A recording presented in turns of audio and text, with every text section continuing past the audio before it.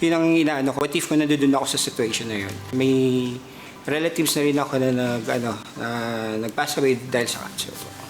So, malaking impact talaga pag nung alam mo na kahit hindi mo relative, may nagki-care. Then I've been working here for 1 year and 8 months already. Sa challenges, everyday hindi naman siya mawawala. May mga patient talaga na mag-inquire bakit ganito yung charge nila. So as much as possible, tinatry namin pakinggan muna yung patient kung ano yung